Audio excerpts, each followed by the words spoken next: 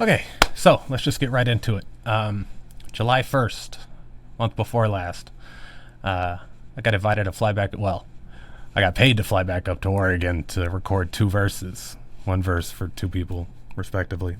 But that's not what this video is about. This video is just a real quick preface for what Evan Johnson invited me to do up there. If the name Evan Johnson rings a bell, it's because we collaborated on my channel some years ago on a song called Flying Slap. And, it was a cool little thing we just put together at my place. But what y'all don't know about Evan Johnson is we go back. Like, we go way, way back. Like 20 years back. Actually, yeah, it's about exactly 20 years because in 2004, when we moved up to Oregon, about halfway through that school year, James is the co-host of this, and Evan Johnson, they were classmates in the 4th grade class that I was in, that I got placed in halfway through the year. So we've known each other ever since then. And there's always been chill vibes with us, and I hope that translates through the camera. There's going to probably be 2 versions of this, because the first version is what I'll refer to as the sanctioned podcast version. Because after the first half, me and Evan just went down and we smoked some weed, and then we came back up and it was just me and him sitting there, and we were like, why don't we just keep recording? And we did. But the first part of it, the first half, is much more structured. So that's what I'm going to give y'all in this one. I usually don't, and I didn't here either, but I'm just reiterating that I don't charge my friends for work. I mean, I will if it's, obviously a full project or a very time-consuming, energy-consuming thing. Yeah, I do expect some sort of compensation, but all I wanted in return here was their permission to upload it to my channel. So I'm sure there will be a much more polished version on their side, but I want to give it to you guys here first,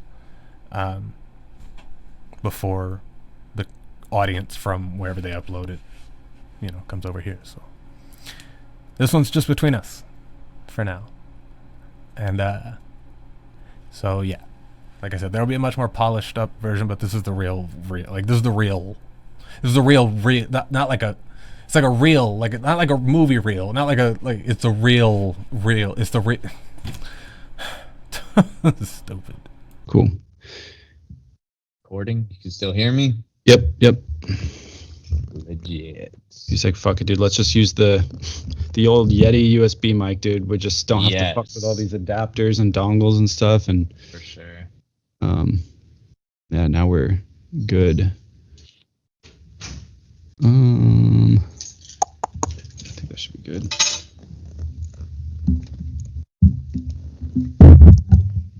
Yeah, sorry. Best of luck. So you're just recording on Skype right here? Yeah, I mean, I guess I could use OBS to record this mic.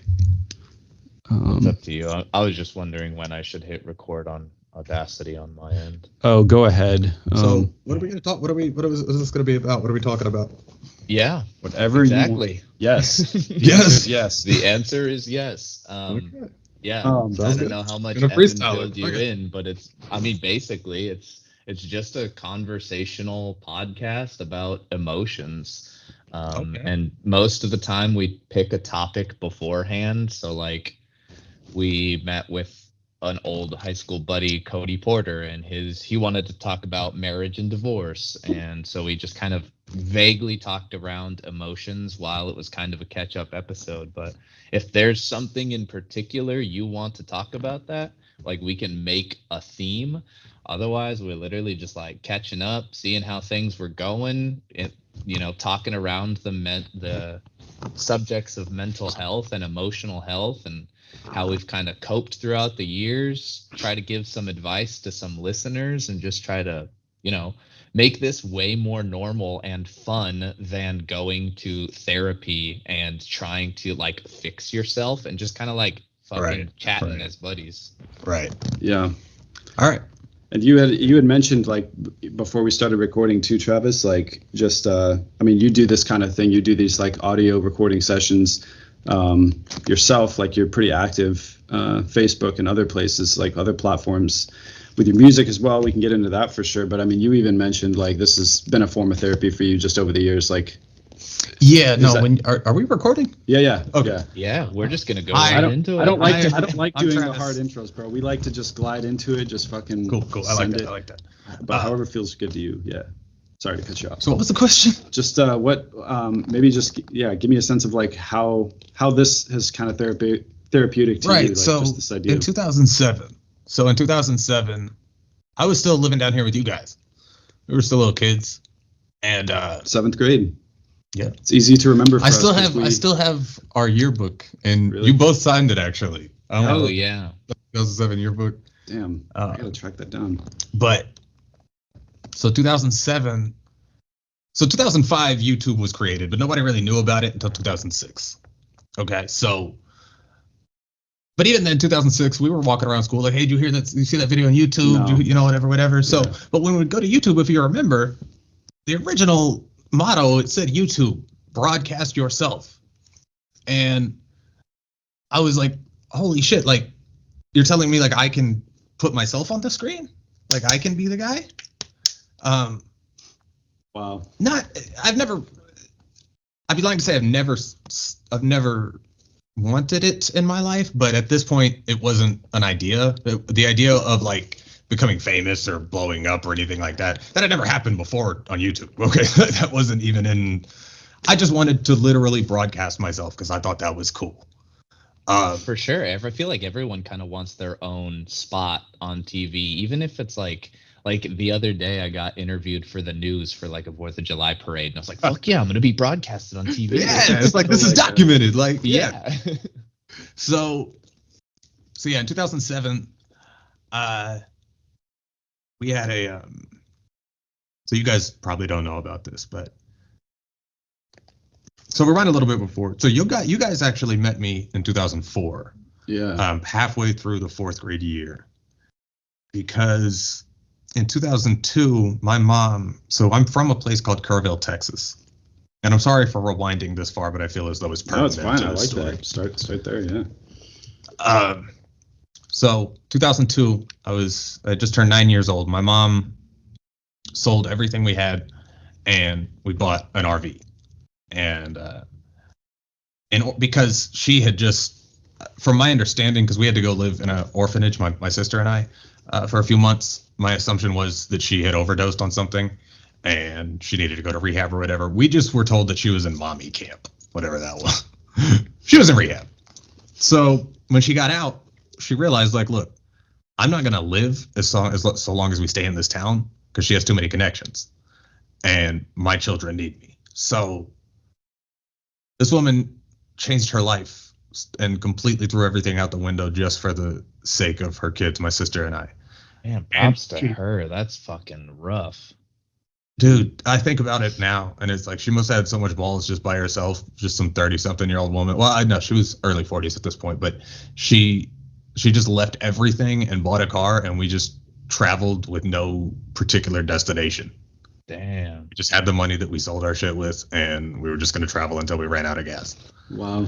And eventually, you know, we had traveled before I had met you guys, like that whole year leading up to that, like we had traveled everywhere. I've been to I had souvenirs from everywhere. The Empire State Building. I've been to you name it. I've been all over the country. My mom kind of made it a point to sort of knock all that out. So now when people are like, hey, you want to go to, I'm like, nah, I've been there, bro. I was there before I had dick hair. Like, yeah. But nah. So when I met you guys, that was when my mom found a place that she felt was suitable, that she felt that she could set up camp. And she was right, because the 4 or 5 years that I spent, the following 4 or 5 years that I spent here after that were the best years of my life. And I think, you know, it all ended in 2007, because that's when a man came into our lives who, his name was Darren Martin, and he was a guy from my childhood, and he was a man who was aggressively abusive. Like, it was almost like he was trying to top himself every time he would do something to us. I don't want to speak on the things that he did to other people that I know of who I'm close to, because I don't know if they're okay with opening up about that, but this man used to beat me like a man. Like, we're talking when I was like 6, 7 years old. He was one of my mom's druggy boyfriends or whatever. But anyways, 2007, everything's going good. And, we're about to hit 8th grade. I think it was summer. And this dude just shows back up in our lives. I'm skating back home from the skate park. I'm skating back down to my place. I live down a rap road over there. And, here comes my mom just driving up in the car with this dude who I still have nightmares about in the passenger seat. And they're like, we got married. Like, whoa. What the fuck? Jesus. Dang. First off, you don't even tell me this dude was coming. Secondly, what? They're like, yeah, we just went to the courthouse and got married. Like, and I don't know if my mom had known about the abuse up to that point. Right. That was going to be my question, yeah. Yeah, my question would have been about her too. Like, did you notice her being abused at all? That's kind of crazy that they just got up and married if, abuse was happening to many people. Yeah. No, I don't think, because there would be times, like, she would yell at it, like, they would get in arguments and stuff. For sure. And I remember I would, like late at night, I would sit outside their door just, like, to make sure nothing went down. Yeah. And, like, no, I don't think he ever got physically abusive with my mother. Certainly emotionally abusive, but for sure, my mom didn't fear him physically. No, gotcha. But my sister and I did. This man, especially once I got older, it seemed like more fair game to him. You know what I'm saying? Now that I hit puberty a little bit, Now I can at least kind of defend myself a little bit. It was just as bad with your sister. You're saying too. Like, did you feel? I've heard people say like they almost feel worse for their sibling who gets it sometimes. The thing is, I didn't know that my sister was getting it until recently. She recently opened it up. Wow. She recently opened up about this. So it was like I don't want to get into detail about what he did with her. Sure. Because she's not here. Yeah, totally. But that's just something that she recently opened up about. Wow. But I'd be lying to say it wasn't something that I knew was a definite possibility in the back of my head. But anyways, moving on. So the YouTube thing.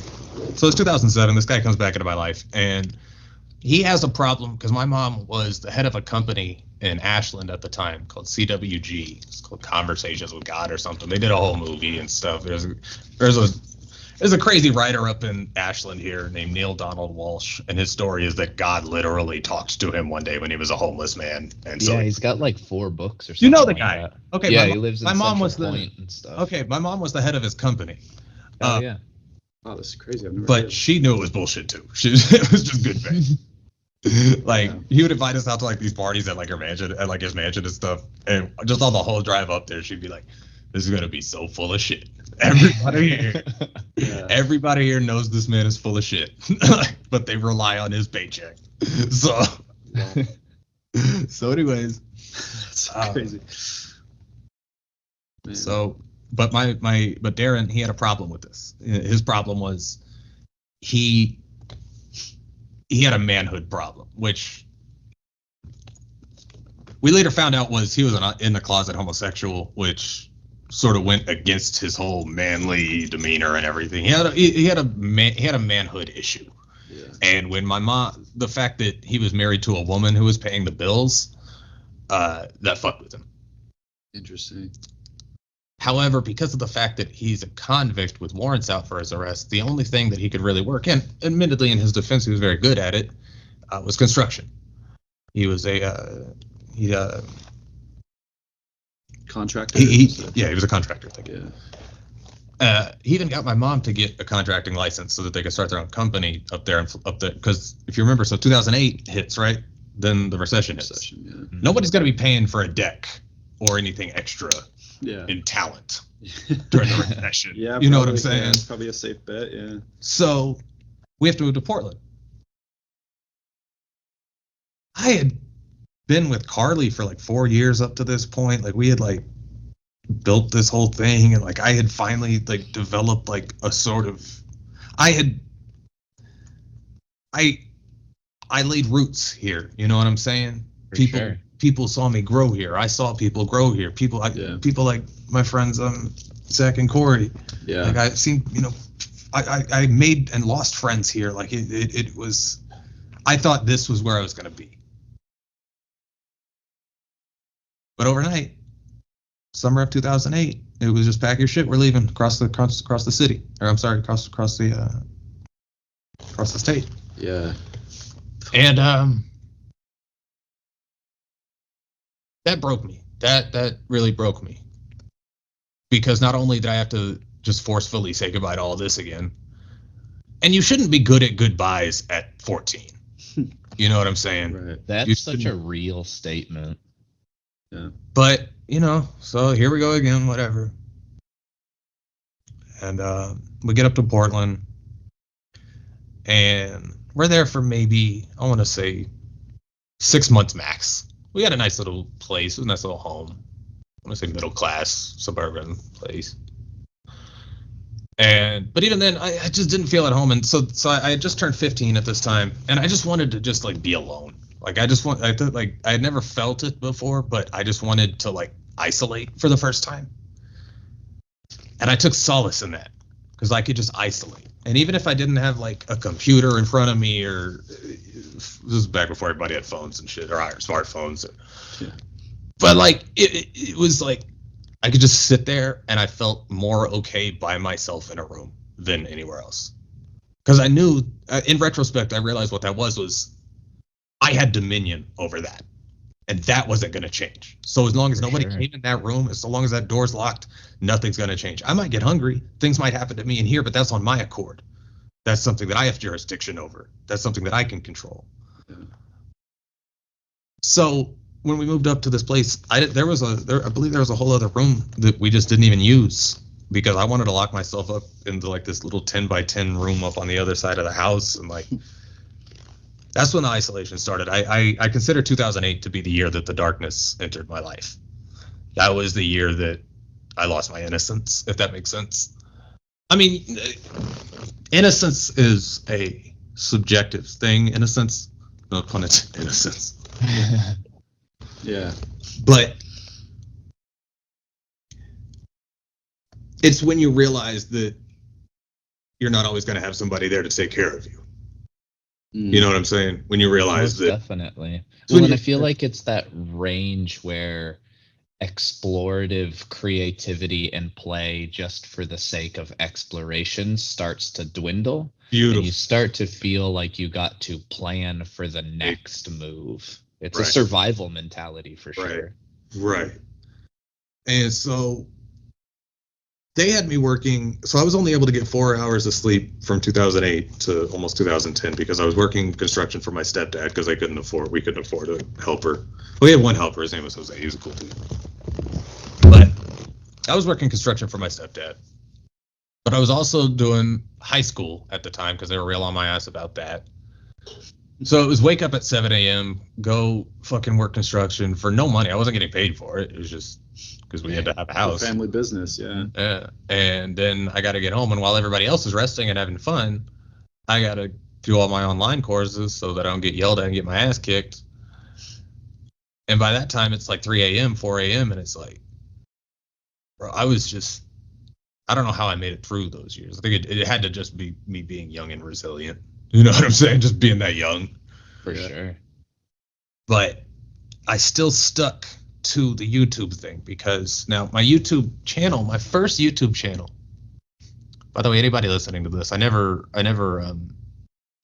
plugged myself anywhere. I've never promoted myself anywhere, but I'm going to do it right here because I was going to say, we're giving you the chance. Yes, please. I feel as though it's the point of this. Yeah. So if you're looking for me, my name is Travis Black, just how it sounds. YouTube.com/Travis Black.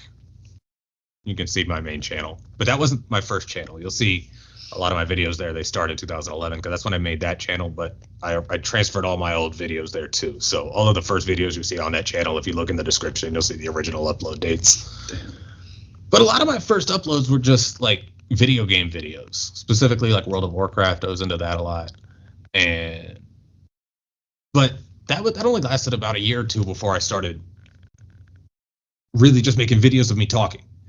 And it was a very natural transition. I would use my friends that I was talking to on WoW and stuff, and we would do WoW videos or whatever. And then it just naturally changed over to me talking about things myself. I remember Chris Angel had done some bullshit that year. I think it was like 2008, 2009. It's like Chris Angel's grand finale, and I made this whole video bitching about it because it was so bullshit. I was even like, just the whole camera editing of it and everything. I was so mad. Dude, I went back and watched a couple of those episodes. I remember being like enamored with that show, and I watched it. I'm like, bro, this is so fake. Like holy bro, it's so crazy to watch it now. Like it's insane. But whatever.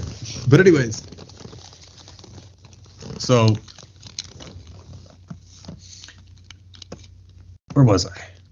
I'm sorry. Oh, you're good. Transferring all your videos to the original, right. From the original. So the Chris Angel video, that was like my first like solo. Just I'm flying solo now. That's how this works. And it got some laughs and it got some love and stuff. But I realized that I had friends that I didn't even know about. I had people who. This was before like there was like I guess there was a subscription system. It was like a follow-up page thing. Like it wasn't like and YouTube at the time was a lot of reply videos. If you remember, there was a lot of like RE colon and then a person's video. Damn, I do remember that. Holy and you shit, could make replies to other people's videos. Yeah, and that was really cool because it created a discussion. So if you were interested in a specific discussion, I remember I got really caught up. We were arguing about what a ghetto bird was. It's a skateboarding trick, and to this day it's fucking highly debated because Kareem Campbell's known as inventing it, and the angle that they have him doing the first one at, he does it like nollie, but it's like it's on a hill, so it comes back down fakey, so you can't tell. Like everybody's debating like how to do it right to this day. But anyways, that was like it was cool that I was communicating and I was part of this discussion just through YouTube. Yeah, for sure. And I just never stopped, man. I just really like it. Very naturally became a form of therapy to me. Well, I'm gonna actually use something that you had mentioned too that I think ties in beautifully to this, is moving at such a young age from Texas to Talent, Medford, just the Rogue Valley in general, and feeling like you established roots, and then moving up to Portland, you now have this ability or this practice in a skill of establishing roots. And at that moment in time, I feel like you're starting to establish roots in a social community that is YouTube, that doesn't have a physical location. Thank you. Yeah, I feel like that's such a beautiful, progression in time to see that growth in yourself. People often, especially these days, talk about the downside of how connected we are as a species. And don't get me wrong, there's obviously massive downsides to it, but for sure, I wouldn't have it any other way. I wouldn't live in any other time. Yeah. No, and I've had that similar thought. Like, I've been, the recurring thought in my mind has been like, if I was going to make a thesis statement, whether it be a documentary or just some kind of argument out there to the world, it would actually be for us to, and I know there's people out there kind of doing this. I don't think this is anything new or revolutionary, but just that kind of same idea that like, I don't know. Everybody's talking about like Congress, how bad social media is, how bad all these things are.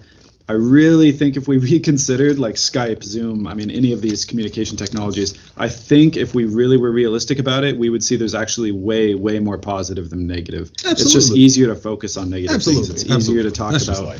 It's easier to, it's tough to say 1,000 people didn't commit suicide this year because of social media, but we know that's probably true, right? It's like one of those things like, I never thought of it. Well, dude, I'm just going to go on my own soapbox for a second, but that's just, like obviously we'll tie back into what you're talking about, but there's James and I have talked about this before, like just the idea of being optimistic versus pessimistic overall in your outlook on the world.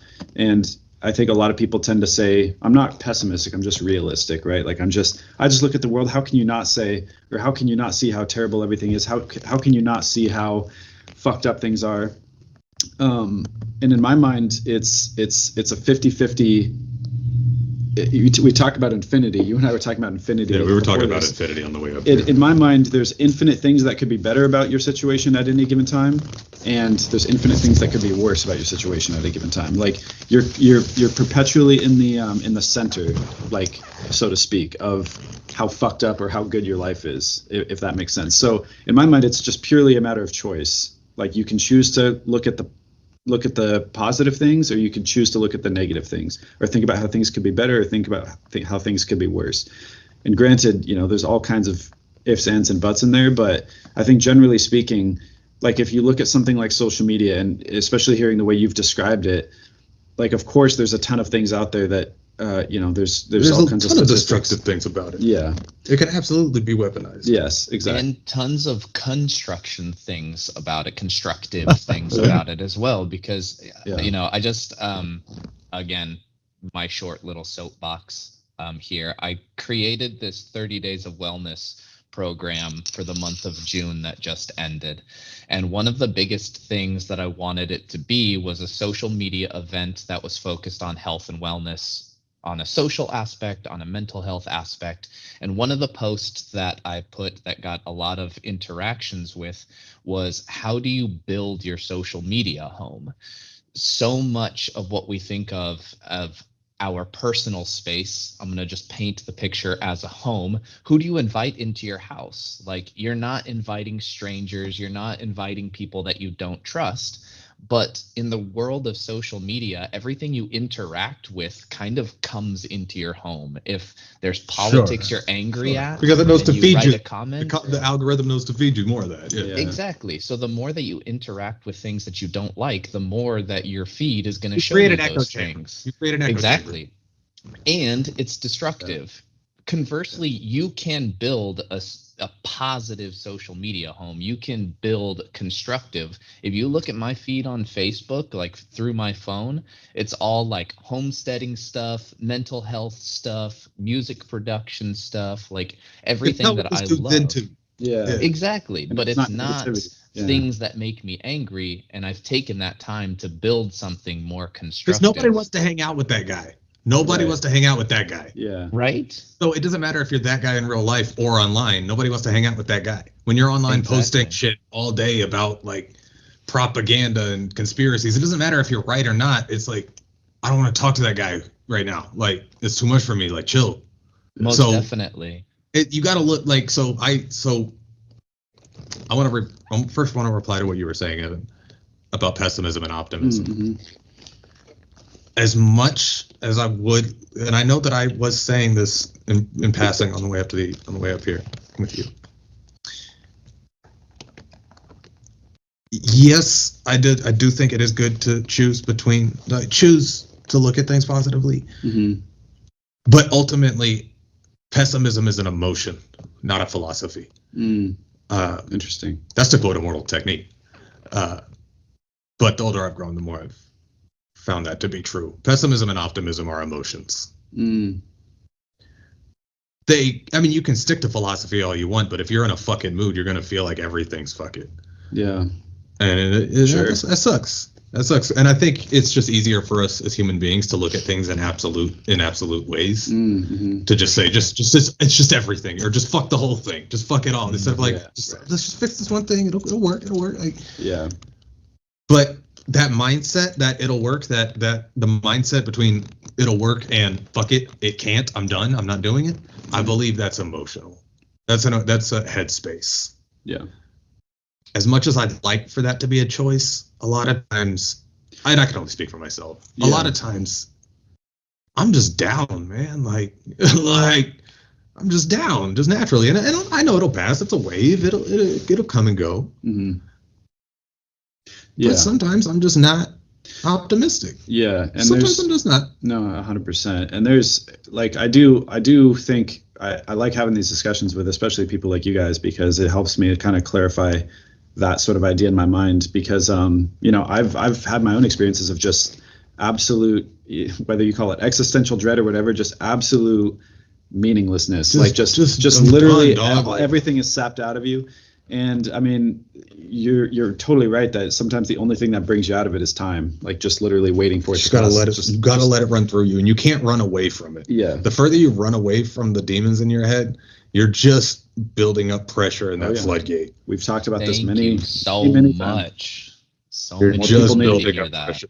You gotta let it in doses. Mm-hmm. You gotta let it in when it comes, because the further you push it off, inevitably it has a slingshot effect. And I speak from experience. I'm not some armchair psychiatrist here. This is speaking from personal experience, and that's all you're going to hear me speak on here is personal. And that's experience. why we bring people. I mean, that's the whole idea. Yeah. Well, I want to make it very clear that I don't believe that I have the answers. Sure. I'm not the guy I'm just Travis. Okay, that's all I am. And we love you just for that, Travis. I love you guys. Thank you. That feels. I don't hear that enough. But James is good at that. Back to what you were saying, James, about your social media home. I try to use. So first off, I just stick to Facebook mostly, and a lot of people don't. They're like, "Oh, that's where old people are." Well, yeah, it is, but it's also where young people are too. Like, everybody's still using it. Yeah. But I like places where I like long form discussion. I don't like. I mean, if we're talking about like YouTube Shorts or something, that's a different thing. But when it comes to social media, I like to have long discussions. So places like Reddit, old HTML forums I miss to death, and obviously Facebook. Before that, it was MySpace. You guys remember AIM. I like places where you can sit and you have more than 6 seconds to get your shit out. You know what I'm saying? Yeah, right. Where you can really. That's a good point, bro. I like. So. That's fucking deep, bro. That's actually. Because yes, I do agree that being able to do that these days is sure. a skill in itself. Yeah. But I'm not that guy. I'm just not that guy. Yeah. And I don't feel that that's real. Enter the podcast. Enter Facebook, Threads. Like I do see a trend now for I think more people like with that mentality of like going more in depth on things. Well, let me get to what I'm saying. Oh, sure. So I feel as though I feel blessed monetarily in the sense that, I mean, I don't feel blessed. I am blessed monetarily because my grandmother, she was one of Houston's elite. Now, it's worth noting that my mom was adopted, so I don't know my real grandparents, but my grandmother, she died in 2009, but she left a trust behind for my sister and I. And I think it was supposed to go to my mom originally, but when she found out my mom was an addict, she like had to skip over to us. But we didn't even know that we had that in our name. Like I just remember I turned 18 because so my mom died in June 6, 2012. The night of June 6, 2012. Within like a week, I found myself up at the top of like some headquarters building signing a bunch of papers for like Exxon and all this shit. Like apparently I'm like a major shareholder or something. I don't know how it works. Shit. I don't want to talk numbers, but it goes through we don't have my sister and I, we don't have access to like the actual like full thing of it until we're in like our 40s. Yeah. Until then it's just a monthly distribution. But it goes through a brokerage firm, actually, I think here in Houston or up in here. I'm sorry, I'm confused where I am all the time. You have to forgive me on that one. But yeah, so I've been blessed monetarily. Now, the reason I'm saying that is because I don't have to do this. When I sit down in front of my camera, I don't have to make content that's going to get a bunch of views so that I get paid. Yeah. I've never made a single cent off YouTube. I remember in 2009, they put this thing if you were eligible for it, you got a prompt on your home screen of YouTube that said, apply for the YouTube partnership program. And I remember I was like, oh, what's that? So I clicked on it and immediately it said like, you will get ad revenue. And I was like, wait, so immediately I was like, wait, ads? I don't want to do that. Because if you put ads on things, that means that nobody's going to want to advertise with somebody. They're not going to want to put their advertisements on something that they don't agree with. And I'm a pretty radical guy. In case you guys don't remember from our school days together, I have a lot to say that people don't want to hear. Yeah. So I knew sponsorships were out because I'm not going to compromise who I am. Yeah. For the sake of a sponsorship. Thank you for that. But I feel I'm not saying that there's necessarily an order to the universe, or that there's a reason outside of the domino effect of the thing that determinism. I'm not saying that there's a reason for everything, because I don't know, but it worked out. And I found like so long as I'm blessed monetarily and I don't have to make content that just gets clicks and gets views and gets reactions and gets people talking and stuff, I almost owe it to the world to create a place where people can go to find a real person talk about real things. I almost feel like if I didn't do that, it would be sort of like, I don't want to say like a fuck you to God. Can we cuss on this? I'm sorry. Oh yeah. Okay. That's what we pay editors for. No, we don't. Maybe there is an omnipotent, singular, conscious entity looking down on all of this. Maybe there's not. I don't know. But I feel as though I'm in a particular position where I get to be real. I get to be real. So if I don't, then it's sort of like a fuck you to this blessed position that I'm in. Do you enjoy being real? Is my question. I almost don't know how not to be, in case you don't remember that. I was gonna say, you were being real before it was popular to be real, because like my thought when you were talking about all this stuff about like, you know, like how to not sell out, or like that being an important factor to you when you're being a content creator or being a YouTuber or whatever. Right. I do think that is kind of the trend that we're starting to see, like just in the last couple of years. Like people are really starting to put a lot of value and weight in authenticity as creators and as content people. And that doesn't mean there aren't still ad deals and this kind of thing where you have to sort of promote things. But even the YouTubers that I watch, like a lot of, not all of them, but I hate to interrupt you. I should make it clear. I never accepted the YouTube partnership program. Oh, really? Still up there. Still on there. Like, yeah. I've never put an ad on my video. I've never made a Well, cent. don't they? Because the other thing I was going to say, they can put ads on your yeah, videos. I run ad blocker, but I do get comments sometimes. People say that they get. I don't know. They see ads, really? Okay. I don't get paid for it. Wow. Well, dude, and that's, I mean, but ultimately what I was getting at is like, dude, yeah, and James, I'm sure can speak to this as well. You were one of those people that could be real, whether anybody gave a shit or not, or like before it was cool to be real and authentic. I mean, I'm sure people were out there, but dude, I mean, I just like, just to rewind it a little bit, I would be totally missing out if I didn't at least share some of my positive memories from elementary school with you. And oh my God. James and I have talked about this before too, bro. I mean, it's just like, it was just cool. Like I always looked up to you in a sense back then, because I mean, Really? Yeah, dude, because I mean, just to paint the pictures for the listeners, I guess a little bit, like you came in, fourth grade. That's obviously a little bit different than like the relationship you have, you know, with the kids you went to school with since kindergarten, right? Like it's a little different. You gotta understand, I didn't have a relationship. No. I kept getting moved around. Exactly. Yeah. This was that was my. You guys were my first real like group of friends that I got to grow up with. Interesting. But go. Yeah, and all I was saying is like for us, it was just like, oh, this is like the new kid at school. I wonder like what that's gonna be like. But no, dude, it's like you were like right away we could tell like you were on your own course, whether the teachers, other people gave a shit about it or not. You were going to do your own shit. Like you were cool because you could run fast and do backflips. So, you know, there's that. You automatically just get Riz, which is, we didn't have a word for it back then, kids, but it was Riz. That's essentially what it was. Riz, charisma. It was Riz. he had the Riz, bro. Because of those things, but also just like, it's for me like what really resonated, because there was other kids like that who just didn't give a fuck, but they were more like they did it for attention. It was like a very different sort of vibe. I mean, you know a lot of those guys too, I'm sure, but there was like a different thing with you where it was truly because like you wanted to do it, and it was because like even from that age, it was apparent that you were doing it out of a place of genuineness to me. And like even like skateboarding through school and stuff. And I remember a few times when you would there was just days that you wouldn't show up to class and days that you did and stuff. And I remember just people in class would make a big deal when you weren't there out of it. Like they would just be like, where the fuck is Travis? Like, what the hell?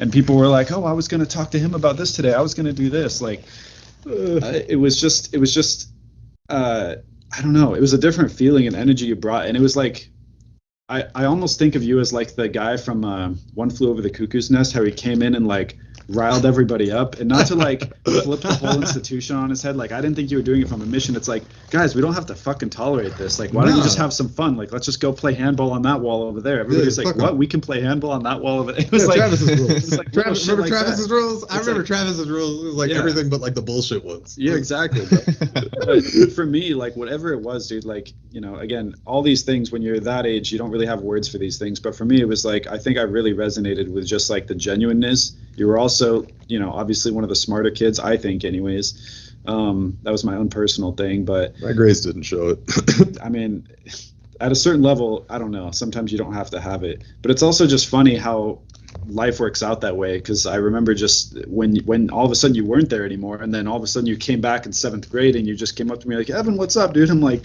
I haven't seen you in 2 years. This is crazy. Like out of touch in elementary school towards the end, and then back in. And it's weird because like the schools are like right across the street from each other. It's not like a different city or something. Like it's literally a street away. Like, no, dude, but no, I think it's because like elementary or middle school, it like breaks you into like different periods and classes. Exactly, they break you up so you. We were still in the same town, like But no, dude. I mean, it was just you were just definitely one of those cool kids in that way. But I appreciate the love, yo. I appreciate the love. Yeah.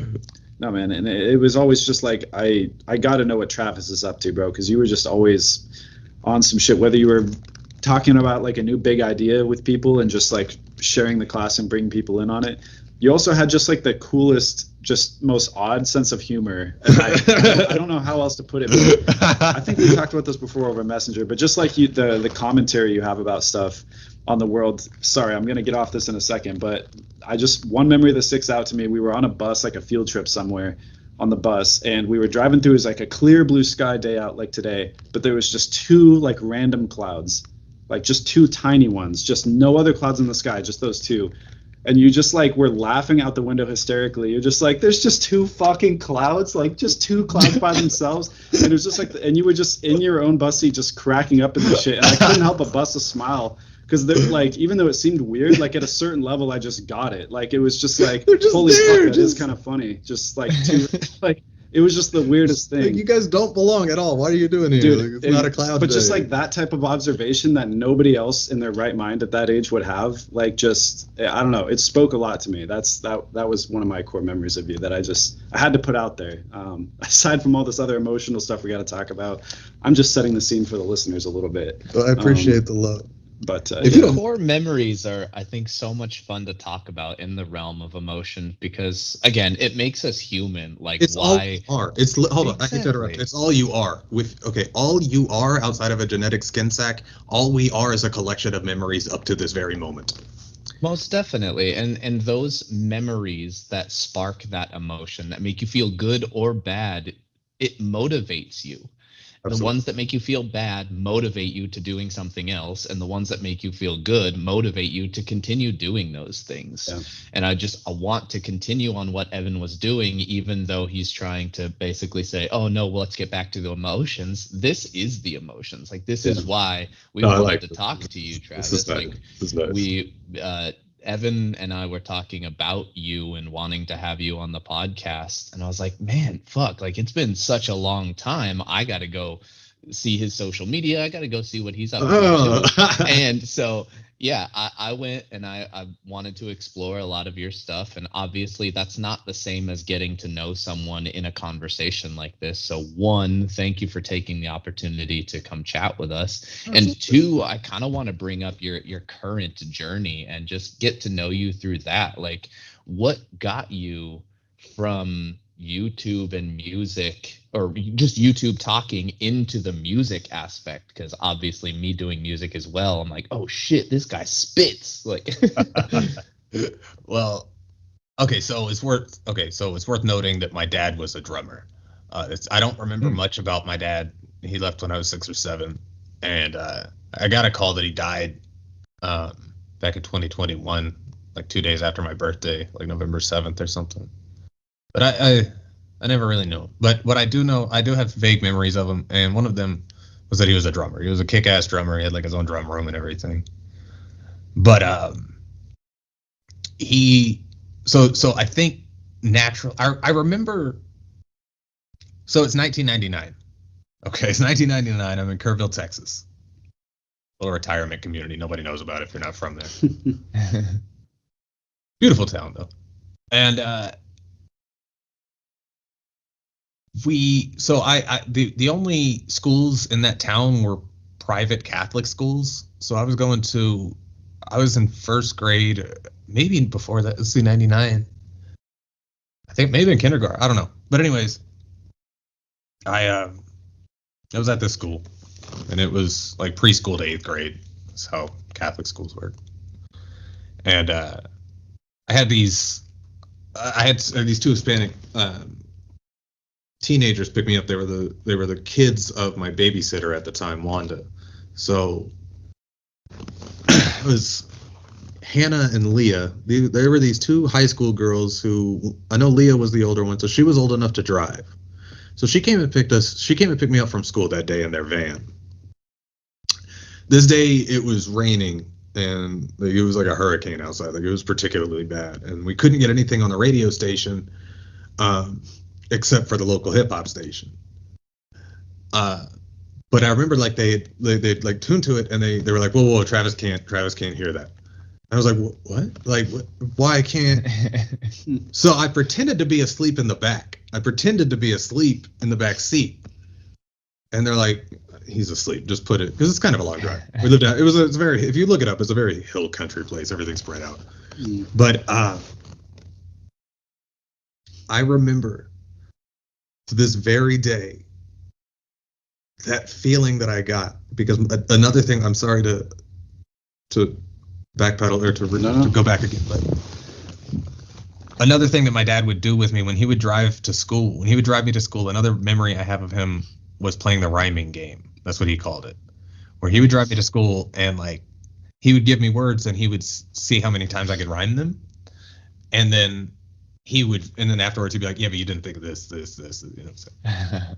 And you know, it was obviously, I was a little kid, so it was single syllable stuff, cat, hat, fat, bad, you know what I'm saying? But that love of rhyming and my dad was the first one to be a fan of me making words rhyme. I knew that was sort of a talent that I was a little bit better at than most, just because of that game that I used to play with my dad. So when this song came on, it was My Name Is by Eminem. No shit.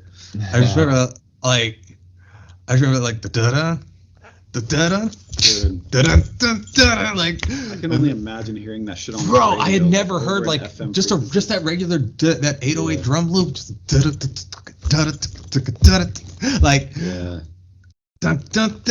like just Dre's production as a whole. I'd never heard hip hop production at all, and then this dude comes in. And he's saying shit that's like hilarious to a 6-year-old. You know what I'm saying? I can't understand half of it, but it's fucking, the stuff that I can is fucking hilarious. It's like, he's like slapped my teacher in his face with an eraser, like chased him with a stapler, stapled his nuts to a stack of paper. Like, I'm like listening to this in the school bus at like 6 years old. Okay, well, that's a little bit. Okay, so I remember I was like in a trance. I was like, because there was this guy doing the rhyming game. Like he was rhyming words, but it was with the drums, like the drums too. So it was a trance that I had never felt before. And I remember as soon as I got out, I remember I said many words as I could from it, which was basically, hi, my name is. And my mom, she was running a halfway house at the time. And she had it was like a house that was sort of connected to our property that we would rent out. And we had a guy there, John. We called him Little John, and really cool guy. I wish I could reconnect with him. I wish I knew his last name, but he worked at the movie theater down there, and he would bring home reels of movies so we could watch them before they actually came out on our computer. He was really cool with me, but I remember as soon as he woke up the next day, I was like, John, I heard this song on the radio, and I told him, and he's like, that's Eminem. Yeah, and it's like, I'm like, so what kind of music is that? He's like, that's rap. And I'm like, I remember at first I thought it was like a rap, like something like a food, like a rap, like with a W. You know what I'm saying? A rap. Wow. I'm like, I don't. So then I hear people say like, that's a rap, and I'm like, that's not what I heard on the radio. That's not a rap. That's not at all a rap. Wow. But I was in love with rhyme and rhythm before I knew that there was a genre for it. Yeah. Hell yeah.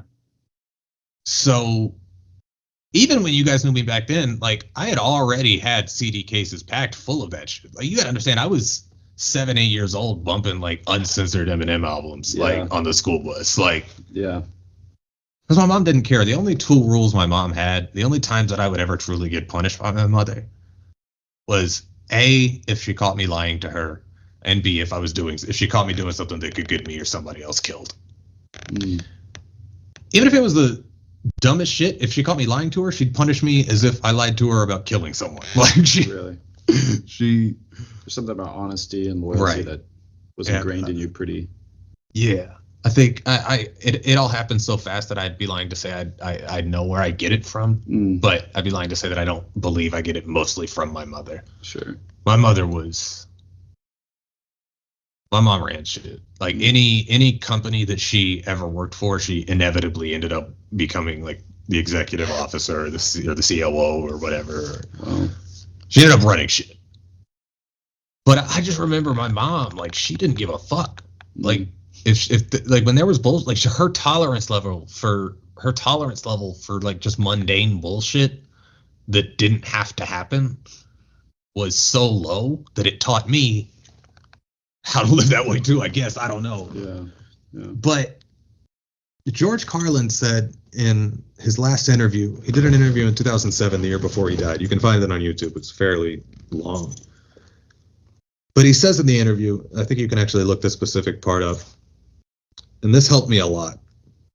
He said, I learned at this point, he was talking about at some point in his career when he was trying to fit into the mainstream stuff and it wasn't working. He said, I learned, and this is something very important that I learned about myself, was that I didn't give a shit. And that is a very helpful thing in life. If you can learn to utilize and know when to not give a shit, that can help you a lot.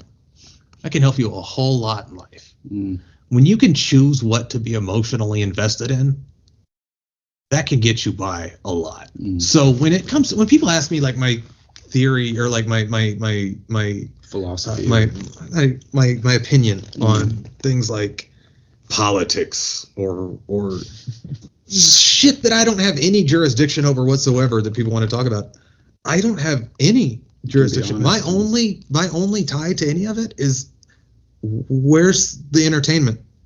I'm only here for entertainment. And I know that this sounds like such a shitty thing to say, and I apologize, James and Evan, if this goes against the whole philosophy of your podcast here. But I'm an Entropy fan.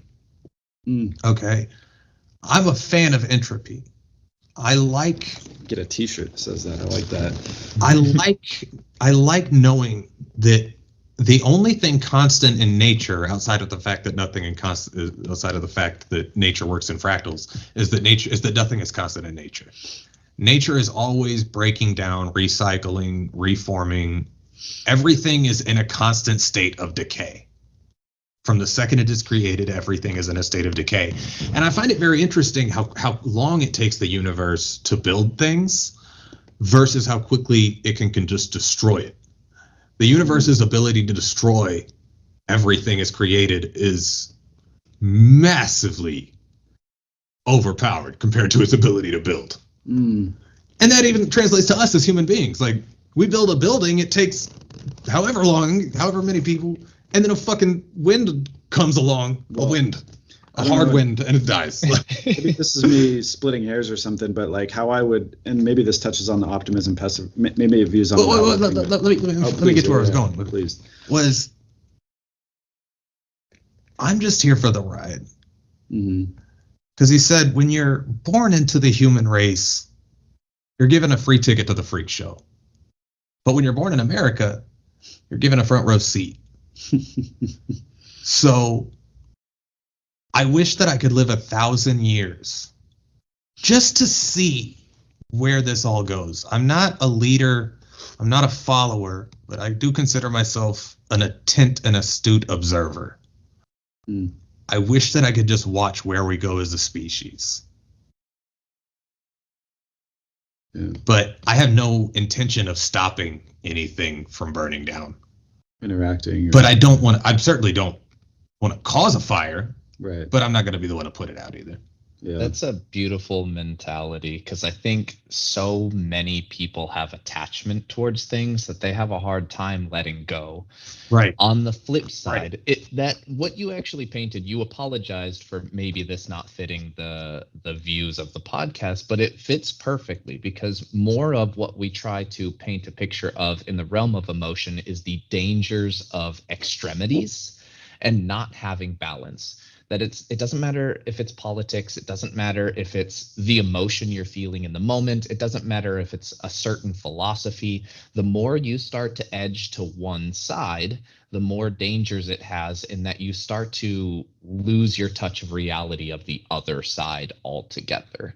That this sense of balance, you don't have to be in the middle, but you have to understand that there is a spectrum of both sides.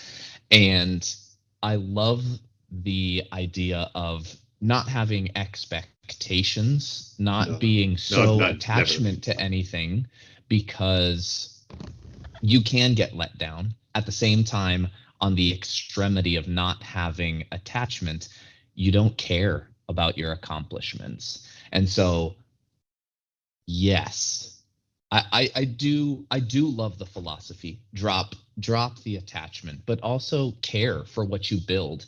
On that, I'll just touch on one thing real quick on that state of decay. Yeah, things can crumble so fast, but the time that it takes to build something, to me, builds my appreciation for the end. Yeah, that's true. That's true. That's true. Seeing that I took that's true. If you just got energy and commitment, that it means more to me. When it's taken away, I'm like, shit, that sucks. But I'm gonna go over here and I'm gonna go build something. You gotta get to work. You gotta get to work on the next Lego house. You gotta get to work on the next Lego set. Yeah. Yep, for sure. Well, in my spin on that too, and all I was really going to say is, like, if you think about, like, in my mind, when you're talking about how long sometimes things take to build versus how quickly things take to destroy, if you think of it in terms of, like, say the Empire State Building, for an example, you mentioned buildings, like, you could say, that took, however many years to build, and we could destroy it in a matter of an afternoon, with the demolition crew. I'm not talking about I'm talking the universe. The universe created humans that created that building. I see what you're saying, yeah. Mm-hmm. Like how long would it take for the universe to destroy that building? Well, what I would say is, like, in the case of the Earth, right, it took 4 billion years to create it, or what, I think it was I think we're roughly 4 billion, 4.5 billion. Oh, that's how old we are, right. So it took however long. But what I would say is it's taken the universe at least 4 billion years to destroy the Earth. So actually, it doesn't to destroy the Earth. Yeah, it's taken 4 billion years for the universe to destroy the Earth because it hasn't destroyed it yet. So your argument was things. I was about to say, like, we're still here. and that's what I'm saying. It depends on how you define how long things take to destroy. That's true. And again, maybe that's just me shifting goalposts and splitting hairs. But again, did you know that Saturn is like our boy? Like, Saturn intercepts so many meteors that would have taken us out a long time ago. Jupiter too, I think. Yeah, Jupiter's our boy too. Yeah. Jupiter is like, I got this one. Like, yeah, dude, it is crazy when you think, like, big picture. Like, in 2014, they didn't even tell us about it. You can find a GIF of it on YouTube, or you probably just go to Google Images and find it. They don't tell us when we're, like, about to get hit by a meteor. Did you know that? Right. If we're about to get hit by a meteor, there's not going to be, like, something that goes out. Yeah. We almost got hit in 2014. Like, it was, like, circling us, and it kept, like, circling us in, like, this weird, like, pendulum motion. It was, like, caught in until eventually it just caught enough pull to, like, just launch itself back out. Like, nobody knew about it besides NASA. Everybody at NASA was like, oh my god! Like, you can imagine those stress. But think about the mass chaos that causes. Right, there's no if you point tell people, yeah, exactly. If you tell people and it misses, then people have rioted and killed and raped, or made decisions that they'll regret on a long-term scale. And then it misses, and everyone's like, "Oh, my bad, my bad, though." Imagine being NASA. You'd never get funding again. Then no more right. No more filming fake moon landings in your studio anymore. No, I'm just kidding. But I wanted to touch on. I mean, you talked about your mom, and you've talked about your mom a lot, and kind of what she meant to you in those days. And I feel like we kind of just glossed over it, almost to my own fault, because we're just going through so many topics. But I mean, it seems like you've experienced death quite a bit, like early on in your life, like between your mom, your dad, other people you've mentioned. I mean, for one, do you miss your mom? I would give anything to have one more conversation with her. Yeah. Just to tell her thank you. Yeah. And to tell her that I understand. Because when she died, I was still an angsty teenager. And I wasn't angry towards her at all. But, I had been taking care of her for the last 5 years. I had just moved out into my own first little place, and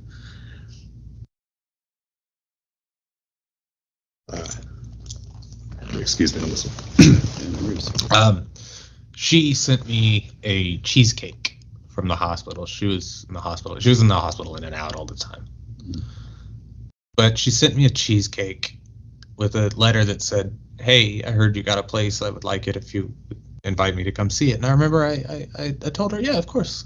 Yeah, I didn't tell her, but like in my head, I was like, yeah, of course, yeah, she can come see it. But I knew that her days were numbered.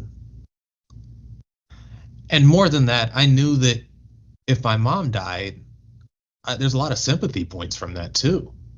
So if I can just detach myself from the whole situation, and then my mom dies, then it's poor Travis, and Travis gets a lot of attention. And I understand it's a very selfish thing, but I'm trying to be real with you here. Yeah, no, that's what we appreciate for sure.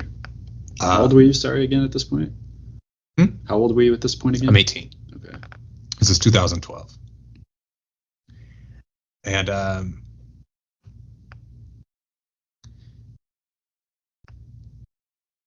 she died. And I never got to say goodbye. I never got to... But, and this is a story I've never told. This is a story that I've never told. So I'm going to give it to y'all here. Appreciate it. I've never told the story because I don't want it. I'm hesitant to tell it now, but fuck it.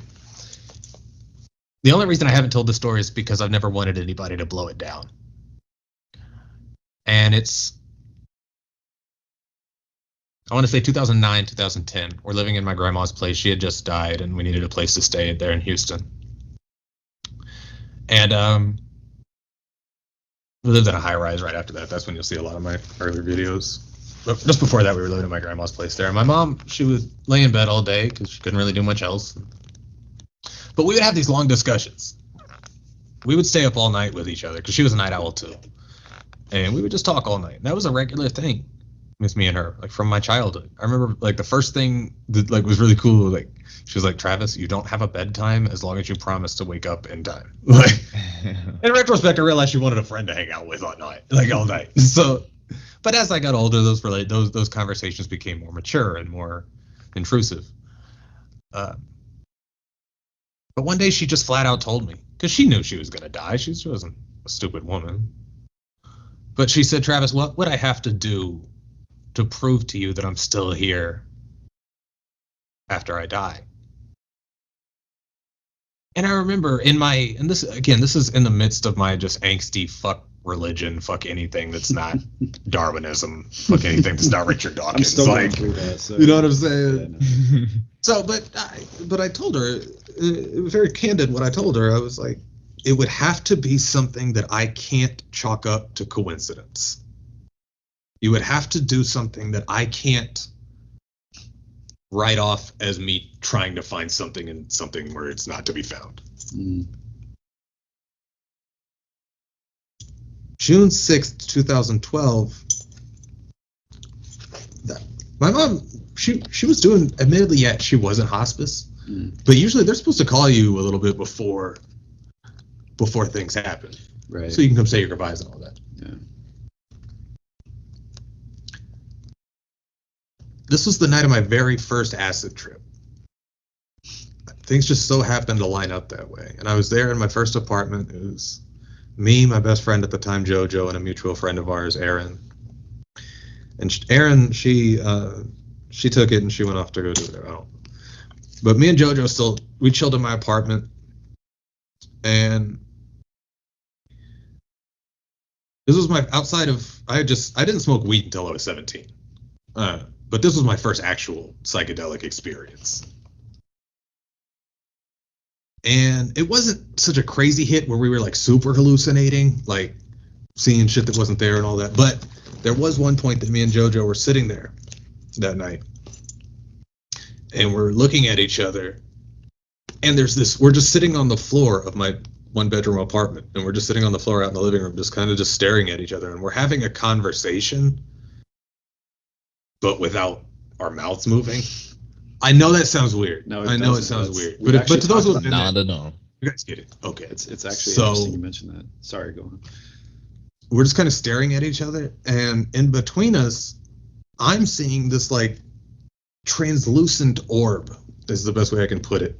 It's very hard, very clear and see-through, but the edges of it were like rippling. And it was just this orb between us, and I'm just kind of like staring at it. And JoJo just looks up at me and he's like, "Do you see that?" And I'm like, and as soon as we said that, it went away, and we were both like, "Whoa, okay."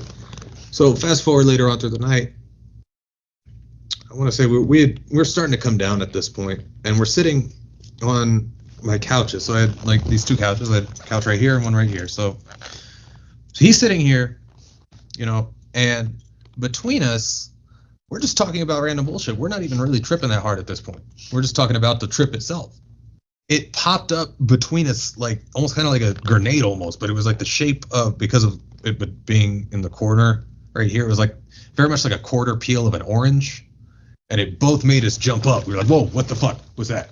Wow. I got the call that morning. I woke up to the voicemail that morning from my grandpa saying that I had to go pick her stuff up from hospice. So I had it in my head that the only way for me, the way for me to get in contact with my mom was via psychedelics. Ooh, okay. So if you rewind to my videos from when I want to say 2012, 2013, 2014, I decided I was going to be a psychonaut. I decided I'm going to be Terrence McKenna. For sure. I decided, fuck it. Just went with it. I'm just going to do acid and mushrooms until the day I die, or I figure something out that nobody else has thought, or something. I don't know. Psychedelics will make you feel that way, too. I believe that they're self-limiting drugs. They let you know when they're done with you. And if you stay around, sure. if you kick it after that, it's almost like, have you ever like stayed asleep for too long and your dream gets weird, and your brain's like, okay, like we're supposed to wake up, like, but if you really want to see some shit, like we can keep this going. Like, Yeah. That's sort of what I find psychedelics to be like. Like it's a phase that I could see myself doing acid again at some point in the future, but definitely not like as a phase. You know what I'm saying? I could see myself doing it once or twice, but it wouldn't be like, I was on a journey.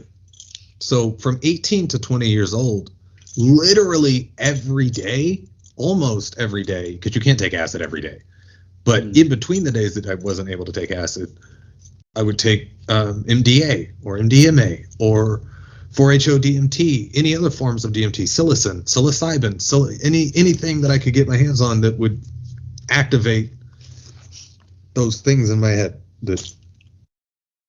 So I eventually fucked myself up, and I ended up with a case of solipsism. Now, solipsism is a disorder that was first diagnosed to astronauts who went out on solo missions for too long in the 80s. Now, I didn't even know that there was a word for it for the first year that I was going through this. Sure. And it's obvious. Now, this is a thought that anybody who's lived more than 10 years old has had, but most people don't know there's a word for it. But it's essentially being stuck in a first grade or a first semester philosophy class, because it's the belief that, and please do not confuse this for narcissism, but it's the belief that this entire thing has just been me the whole time, or it's just been you the whole time. Dude, Andrew Carnegie, not Carnegie, why am I saying that? Callahan. The guy who does All Gas No Brakes, Channel 5. I know the name, Andrew. Okay. Oh, Andrew Callahan. Yeah, no, Yeah. Channel 5. Yeah, I love that dude. He has the same condition. He just talked about this in an Really? interview. Yeah, he has the same thing he took from taking a lot of mushrooms, or actually it wasn't a lot of mushrooms. One significant mushroom experience he had. That's what it was, a mushroom trip that did it for me. Yeah. It was a mushroom. Well, it's called psilocin, but it's just Okay. it's just the psilocybin extract of a mushroom that they put in the pill. Yeah. And So bro, he it talks was about like having it, yeah. it was like I broke down the whole fucking charade. Wow. Like, and I realized like the biggest secret of the universe is that it's just been me this whole time. And it's a hard thing to say to another person.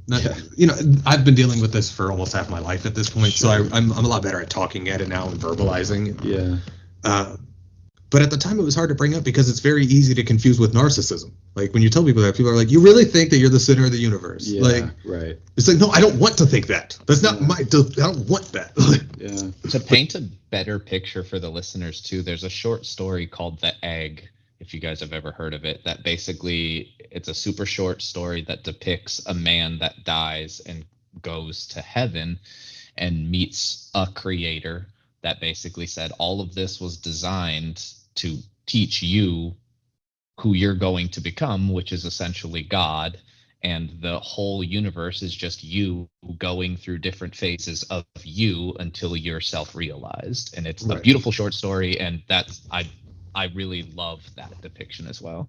So, well, I'll get into what my conclusion is with regards to my theory of all that. But when I was going through it, you know, I didn't know that there was a word for it. I didn't know that even when I was 18 and they had put me on Xanax and like a bunch of other shit because I went to my doctor freaking out. I'm like, I can't chill. Yeah. I didn't leave my front door because I thought that I had thought a way outside.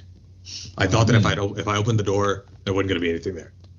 Wow. So I literally for almost a year just sat inside of my apartment.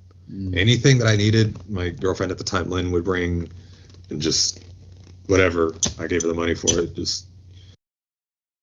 It was the definition of crippling. It was a crippling anxiety. Yeah.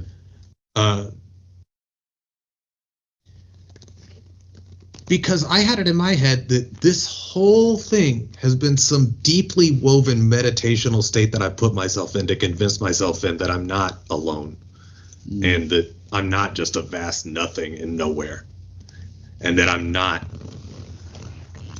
and that I was a particular train of thought away from unraveling it all. And when you're in that mindset, when you think that you're a thought pattern away from unraveling reality in front of you, I know it sounds like crazy person shit. No, I know it sounds like crazy person shit. Yeah. But it is. That's because it is. And that's some shit that I went through, and it's something that I still deal with on a daily basis. But if, dealing with it, I've narrowed it down to this. Now, let me reiterate, I am just some guy. I don't have a degree in anything. I've never even finished 9th grade. I failed 9th grade 4 times. And I got to drop out.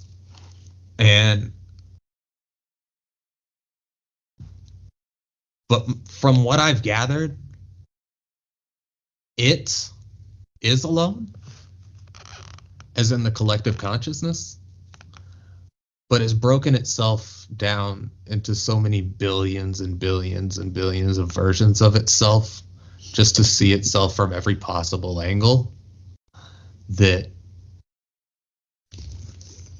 when people ask, like, what's the meaning of life? That's up to you to decide, but it's here so that you're not alone, and so that it's not alone.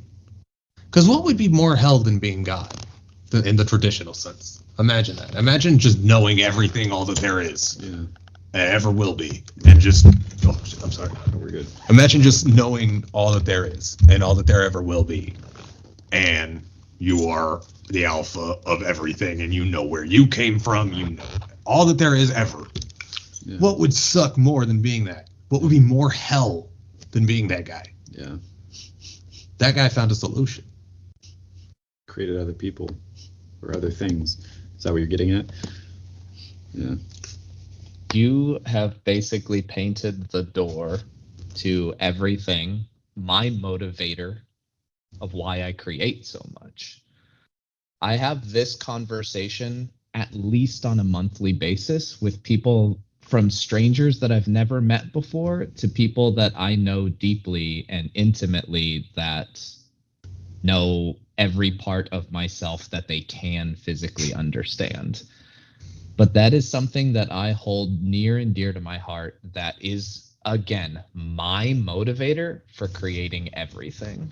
What you just explained is a philosophy and a mindset that for you might be scary, or something, you might have had to go through fear tethered to it. There used to be fear tethered to it, absolutely. But over the years, the fear that was tethered to it goes away.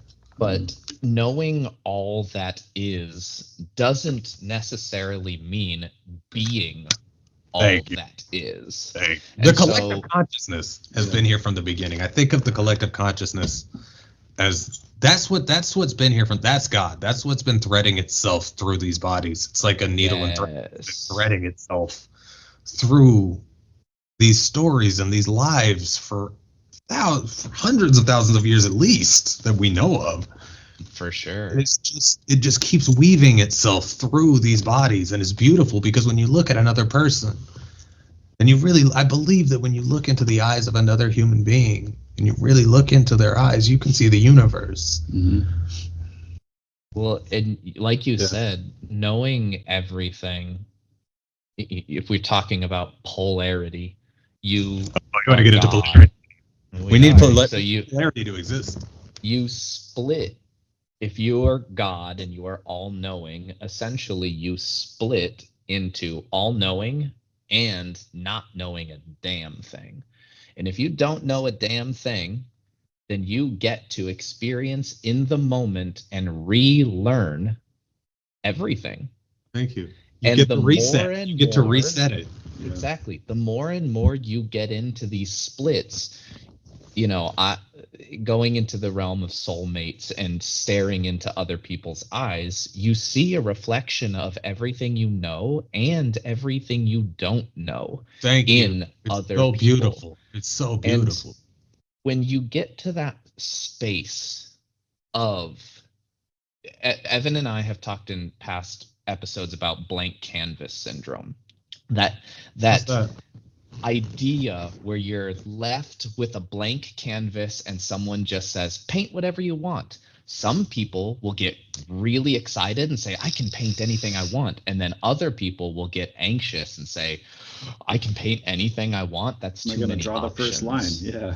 How do I start? Where I used to get anxious at a blank canvas that I could do infinity to, I now have turned around and say, I get to do infinity. You get to do this. I get to. You get to do this right now. To understand that's that so cool. Don't know absolutely anything means I get to create the reality, the universe, to my liking, to my preference, to the enjoyment. You get to add. Of what you I get do. to add to you.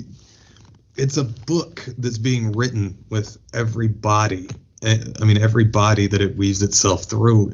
Exactly. It's just as important as the last. It's just utilizing it. Mm-hmm. And my fear, James and Evan, my fear is that too many people live in fear. Mm. And the only way to ever defeat fear, I was talking to Evan about this earlier before we got up here. The only way to ever, because fear is something we need evolutionarily. Like evolutionarily, we need fear so that we don't attack a bear. Yeah. But when it comes to outside of primal motives where you should have fear, don't jump off the bridge. You will die. When you have fears about internal things, such as my solipsism or any sort of brain thing, it will go away if you just let it in. Just let it in and let it run through you. It'll suck at first, but it'll suck a lot less than if you just try to forget it and suppress it. Yeah, dude, and I just push it down because it will come through inevitably. Yeah, and dude, and that's I've heard a few people talk about this now, whether it's fear or anxiety, which are obviously very related. They're brothers. But people have said who are experiencing a lot of anxiety. I've heard this in interviews before that what has really worked for them is like that step one is almost always just accepting it first, like acceptance. Just allowing. That was the thing that my mom taught me a lot. Really, and she told it to my sister and I from a very young age. She said, "That's cool." So Travis, acceptance is the key to everything. Now we were asshole kids. We would flip that on her. We would do dumb shit. We'd do dumb shit. She'd try to punish us. We'd be like, "Hey, Mom, accept it." Acceptance. No, I didn't do the dishes. No, I didn't do the dishes last night. Acceptance, Mom. Acceptance. Yeah. No, but it goes back to when you asked about my mom. No, I consider everything I am is a product of, I don't want to say my mom directly, but the platform that she allowed me to be. She just let me be. She never censored anything. She never bullshitted me. She never said a thing that was like, damn, I shouldn't do that. But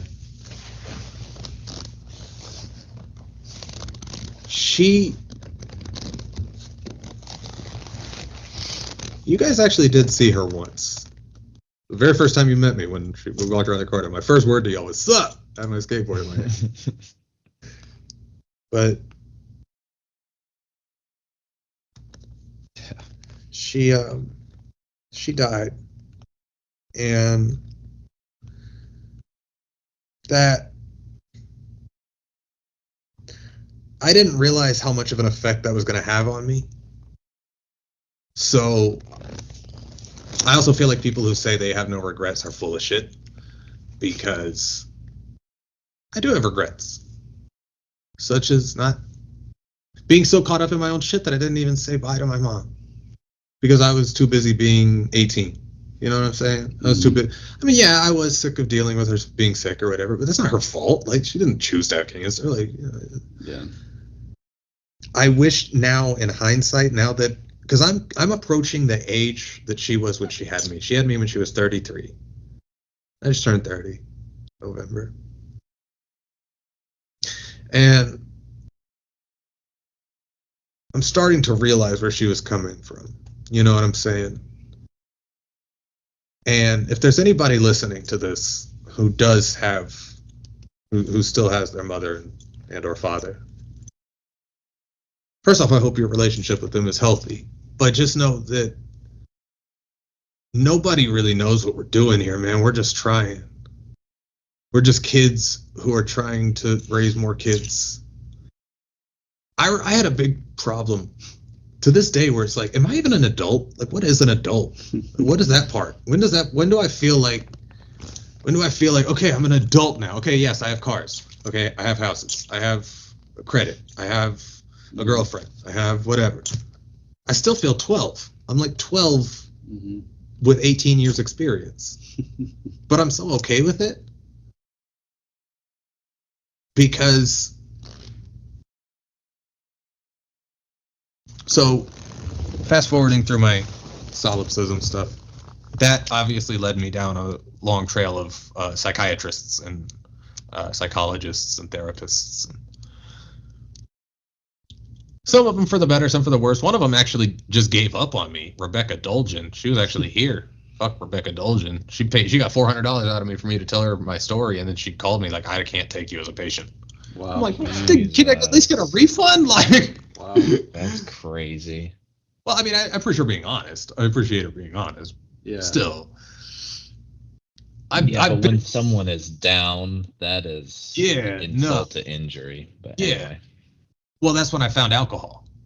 So when I was in Houston, I met this girl, Lynn, who was a friend of my sister's.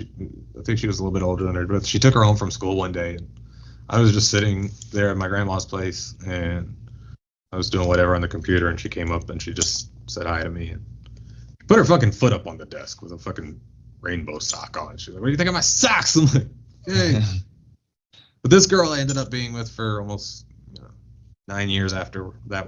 And she moved up here with me in 2014. I decided, I got to get out of here because Houston isn't for me. I just don't like big cities. I'm just not that kind of guy. I fucking hate LA. I hated Portland. Hate Austin. I just don't like I don't like huge cities. So I was like, I got to get out of here. And I have the money to do so. So if you go through my videos in 2014, you'll see a video called Going Home, where I quite legitimately just packed all my shit and just drove across the country. I said, fuck it, I'm getting out of here one night. And I recorded it. I just document. Because, again, I've always stuck to YouTube broadcast yourself. It's YouTube broadcast yourself, not YouTube quit your job and tell other people how to live their lives. Like, I don't know when that became a thing. I don't know where that started. But because when I tell people I have a YouTube channel now, they're like, how much money are you making off that? I'm like, nothing. It's broadcasting myself. Like, And I have people online who like ask me about it. Like sometimes I'll post a video because I post things like fingerboarding and stuff. So if it's relevant, I'll post a video like in a Reddit thread or something, and people will be like, "Damn, you seem to have, how much money do you make on this YouTube stuff?" And I'll be like, I don't do all that. And they're like, yeah. Do you know how much you're like? They'll get mad at me almost. Like, do you know like you could be capitalizing like you? And I'm like, do you understand? I don't care. Talked about that too, like just how funny it is. And I mean, I myself am guilty of this. Like, oh, you know what you should do? You know how you turn what you just told me about something you enjoy about yourself. You know how you make money off of that is da da da da da da. It's like just a natural thing. It's like that's weird. Do you understand that I just like to hit record and talk? Is that possible? Is that is that something you can fathom? Like yeah. But so we're I started drinking when I was 22, I believe. I had my first drink, and I never really drank up to that point. Never really had any interest in it, because I'd never seen somebody drunk like that. I was like, damn, I really need to hear what this guy has to say.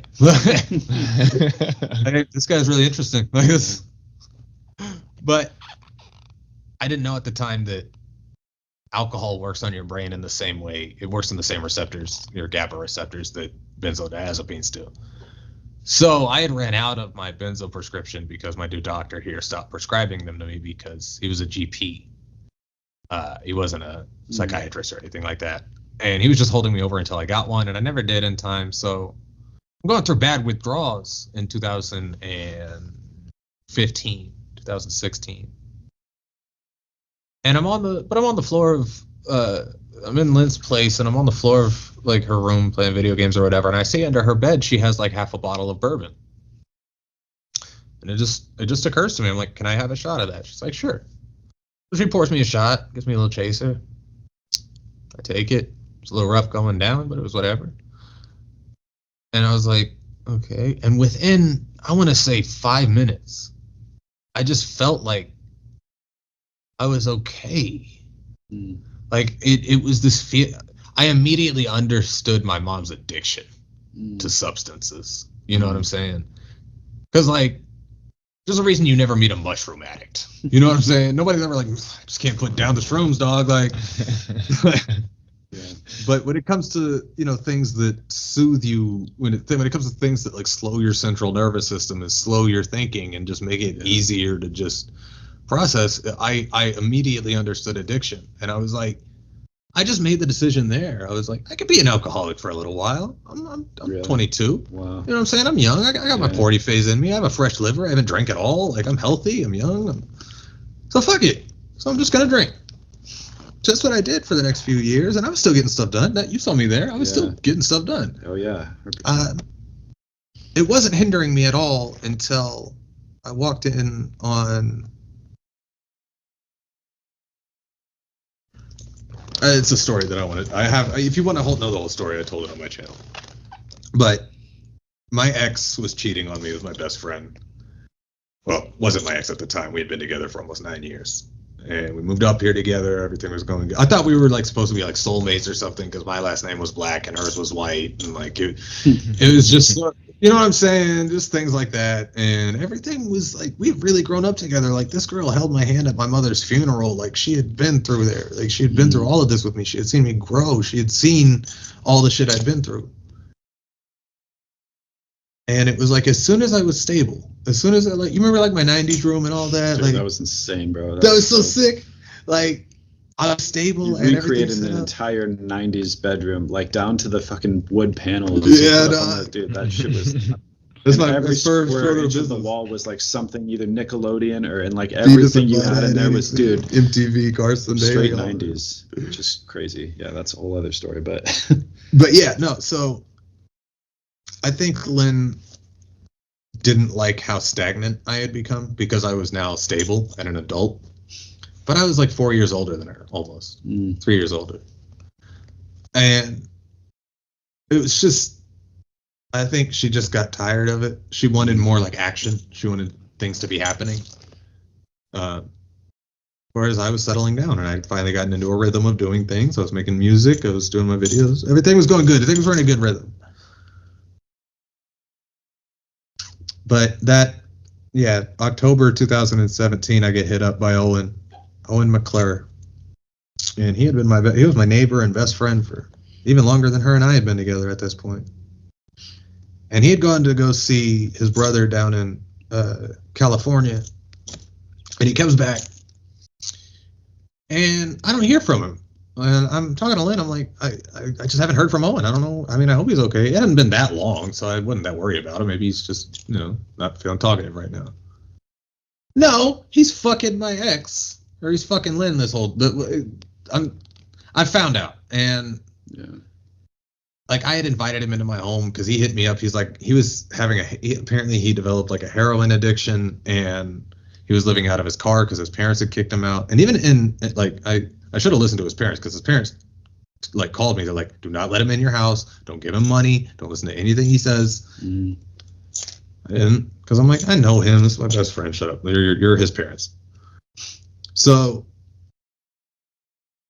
yeah, he just got real fucked up at my place one night, and he kind of sort of told it to me. And then when Lynn got home, I told her everything. He left as soon as I started confronting her. He got the fuck out of there.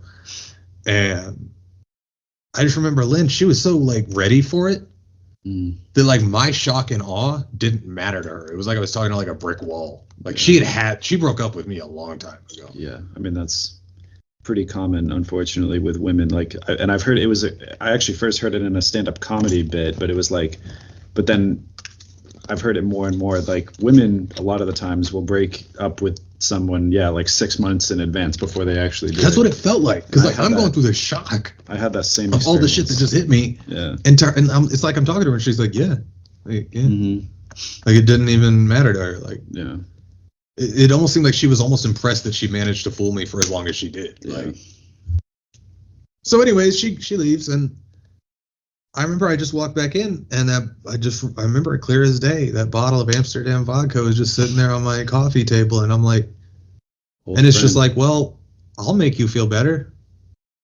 And that night was when I went from consuming alcohol to alcohol consuming me, because that's the night that I made the decision that I was going to drink myself to death. If there's anybody listening to this who's considering that, or ever might consider that in the future, don't do that. It's such a stupid way to go. It's just long and painful, and it hurts, and it's not. Don't try to drink yourself to death. It's not going to work. You're just going to be in a lot of pain in hospitals, and you're going to fuck up your stomach. But once I realized, because I started going to rehab in 2018, my uncle came up here, and my uncle's not related to me either. My grandparents adopted both him and my mom. But he was Dell's head of IT for like 18 years or so. But so I'm giving you the fast rundown here. Yeah, no. Sure. So he comes up here because I'm like, bro, I need help. I'm gonna die. Like, I need help. So he comes up here, and while he's here, he's like giving money to like Lynn and like grooming Carly and stuff. By the way, Lynn hasn't even been to my house in the last 6 months at this point. Like, I don't know how the fuck he knows her. Or he's not in touch with her. Yeah. Now this man's like he's 60 now. Okay. And he's not, I'm sorry. Yeah. Uncle Cage, but you're not an attractive man. Like, fair. But he has money. So he's like, I remember like, y'all remember Carly Greco? She went to school with us. Yeah. She, like, he was trying, like, even though she was married at the time, I think she still is, he was like, he was taking her out places and like buying parts for her cars and stuff and all this shit. And I'm like, and she's like telling him that he's married, or that she's married. Basically, he was like trying to groom all of my exes. And like, it was this whole, and when I confronted him on it, he's like, look, they're adults. They can make their own decisions. I'm like, I wasn't calling you a pedophile, dog. Like, but anyway, so while he was up here, he met Lynn, she was a preschool teacher, and her coworker, Miss Elizabeth, she somehow met my uncle while he was up here getting me ready to go for rehab and all that. And apparently, I don't know if they're still together or what, but suddenly, I remember as soon as I got out of rehab, I didn't have my house anymore, and all my stuff was moved into storage down in Austin, including my cars. And I wasn't allowed into my own family's home because she was living there. But for whatever reason, she didn't trust me around her kid. When I've known this kid since she was like born, Alicia. I love this kid. Like, I was there when this woman's husband died. Like, I was taking care of this woman, but suddenly because of her, I'm not even allowed inside my own family's home. Yeah. Which renders me, okay, so I need to get some hotel rooms. At least for the time being, until I can get my own place. Yeah. Again, get everything set up, because all my stuff's sitting in storage. But I just could. But it's like when you're in rehab, James, when you're in rehab, Evan, when you go to a place like that, first of all, you have to think about it. There's no face to save, because the chances that you've met any of these people before in your life, very low. And you're most likely never going to see them again. And you're already meeting there on some I'm broken, I'm an addict, help me shit. What I'm saying is you get to know people on a real ass level much quicker due to that environment. But the downside of that is when I would leave, because when I was in rehab, I'd kick ass. People would be like, dude, you're good to go. You're going to fucking fly when you get out of here. But I'd get out, and then I would just be in a hotel room again. No more friends, no more community, no more meetings, no more sense of family, no more friends, nothing, just me again. And it's like, okay, well, I got to start working towards a house. I got to start doing something while I'm in this hotel room. But I don't even have to leave my front. You don't have to leave your front door at this point to get alcohol. Like, it's an app. I could just have a dude just bring it to the door. Like, yeah. So I wanted to go back to rehab, but I just wanted to be around people. You know what I'm saying? I just wanted, because I lost my family. My sister, when she turned 18, I forgot to mention this, she moved to Hawaii. I haven't seen my sister in almost 10 years. Oh, shit. And she's super conservative now. She's super I don't know if that's the word. She's all college kid now and is all about like pronouns and all that. I don't know. That's the opposite of conservative. But whatever it is, she's very serious about her college campus politics. Sure. And it's hard to communicate with her as a result. But I still love her to death, if you're hearing this, Kelly. But anyway, so I've been alone since, especially now that Lynn's out of the picture, and she took Owen with her.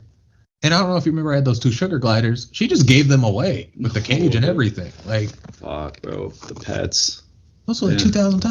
I love those things. We raised those for like 7 years. Yeah, I don't even want to ask about the '90s room. They just. Yeah. I'm wrapping this story up unless you have more to say. What I'm getting at is, so I became an alcoholic, you know what I'm saying? And I was going in and out of rehab for the last 5 years because I just wanted to be around people. And when I would get out, it was like, you can't just go to rehab for no reason. You have to have something to rehabilitate from. So I would have to drink again so that I had an excuse to go to rehab. Yeah. So it was just this loop. And it took me all over the country. Like, they have scouts. There's a movie on it that's really on point called Body Brokers. That's about how, especially in America, the rehabilitation system works. But they have people who go out and scout. They'll find you from all over the country if you need help and fly you around to their specific. Wow, that's amazing. Sometimes it is, sometimes it's not. But it's the result is always you end up with a group of people who you can talk to and you don't feel alone. And that's all I needed. And it's like, so in March of last year, I found myself in a hospital bed in Houston. Countless times I've been to a hospital at that point. But I had pancreatitis and liver cirrhosis at the same time. And one of my kidneys was failing. The other was getting there. And I was so sick. I was so sick. I can imagine, bro. And it's like, I'm just laying there with these like dual IVs in my arm. And I don't know if you've ever been in a hospital bed, but like anytime you try to like move or anything, it makes the IV thing beep because it's not dripping. And like, so you're just sitting there uncomfortably in this fucking bed. And I just remember I couldn't find a comfortable place in my head. And my body was just in so much pain and just all the dry heaving and stomach acid and just like, it's like, I was almost mad at the universe that it didn't let me die already. But I almost like got it was like I got it. Like, you're not gonna let me. Like, it hit me like my mom used to say. I was telling Evan, my mom used to say that like I'm not that lucky to die that easily. I would used to get on my mom about her cigarettes. I used to get on my mom about her cigarettes, and she'd say, "Travis, I'm not that lucky." She was right. But that's what hit me that night. I was laying in that hospital bed. I'm like, I'm not lucky enough to get out this easy, am I? And this ain't it. So I have a year and however many months since March sober. I still smoke weed, but thank you. Man. Congratulations. Thank and you. I didn't mean to cut you off with the story, but that was exactly one of the posts on Facebook that I wanted to mention. Was you had put a post about being in the hospital bed, and obviously the route to addiction and alcoholism in general is rough to hear about. But one thing that I absolutely love about you being real is vulnerability. Is in your post specifically, you said that you enjoy people celebrating your sobriety. And that, to me, I think, wrapping that in with what you were saying, you just want support. It's not even about you felt you needed to go to rehab. You wanted the community. I just want people, dog. That's it. Yeah. Like, that's really it. I hate to be the person that turns things into advice because I love your story, but I want to paint a picture for the listeners that feel what you were going through at that time, and to see where you're at now is to really paint that picture of, one, if you feel like you're in that space, support versus isolation, like the beginning of this story, is really important. Balance, obviously, but support and connection is very important. Two, another thing we talked about is, if you feel like you're in a space where you're not needing that support and you're appreciative of the support, give the support. Be the support for other people. Be the motivator that if you're like, shit, if I got some extra energy today, maybe I'm just going to call Travis up and just see how he's doing. Maybe I'm just going to FaceTime Evan and see how he's doing for the day. So many people just need that little check-in, and it could be that difference that makes people not be in the hospital. Like, you don't get it. Like, I have, like, it's like I have money, okay? Mm-hmm. I have all the accommodations in the world, but like I would tell myself, like when I would be in the hospitals, I would tell even if I wasn't suicidal at the time, I would tell them like, yeah, I tried to kill myself, because I knew if I said that, then I would get to go to the psych ward for at least a week. Wow. Mm-hmm. And that's cool. Yeah. So, and that's on the state. I don't even got to pay for that. So it's like, and even if they don't send you to a psych ward, if you tell them that you're suicidal, they have to keep you on watch 24/7. Yeah. So I would drink to the point just so that I had to go to the hospital so that I could tell them that I was suicidal, so that I could have somebody to sit in the fucking room with me. Yeah. Just a nurse who didn't want to be there. Right. Because they're not allowed to fall asleep when you're on watch. So it's like they have to sit. Yeah. Dude, and that's just wow. Yeah. Yeah, but well, and that's echoing something we've talked about on a previous episode with Rob, like just the fact that this type of thing exists in our society in these different areas where, like, in his experience, it was being trapped on this metal cylinder out on the ocean. You basically have to go to those lengths to either try to commit suicide or say you're suicidal, or like go to that extreme limit to be able to get what you need to be able to survive. That's what I decided to do. So my way out of it was, first of all, I realized I had a lot of cleaning up to do.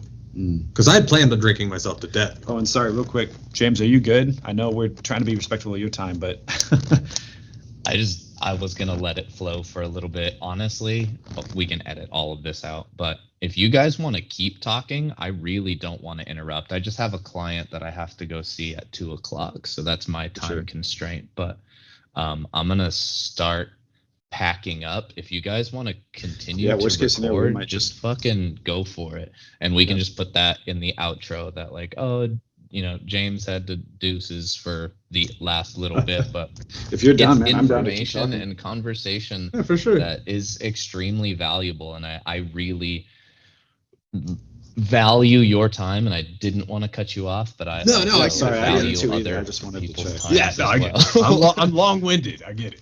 No, like a paying client that, you know, made I got prior commitments to. But yeah, should you enjoy this podcast and stuff, I really love hearing everything you have to say, and I would love to continue, even if it's not a fucking podcast. Again, just calling in and checking in on you, dude. I you lose people after high school, and it's hard to really connect with people through webcam and stuff like this. So we would love to have you back on the show.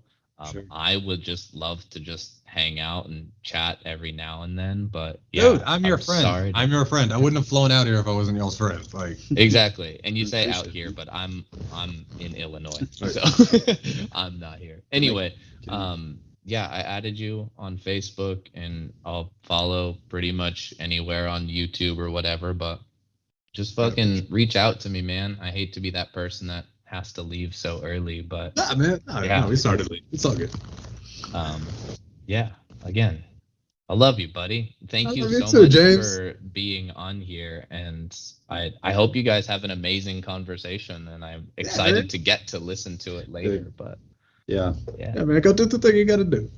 Most definitely. I am very passionate about what I do, and I really enjoy helping other people, because if you don't know, basically what I'm doing here is what I do over there. And I let people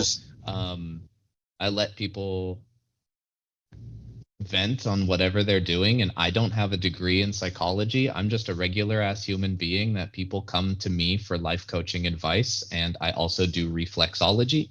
So I help people with people's internal systems and help relax their nervous system and get to them into a state where they feel more relaxed and able to share their story more clearly rather than having all this background noise happen. So I work deeply with my practice in basically treating people like I think it's pretty cool, man. Like I'm so proud of you, James. Like seeing you doing this. I appreciate it, and I don't want money to be the factor. So again, I don't need to have you as a life coaching client to just hear how you're doing, buddy. So just message me anytime, and I'm not gonna wait for that message. I'm going to message you as well whenever I think of you. He'll do it too. All right, man. I love you, bro. You go take care of yourself.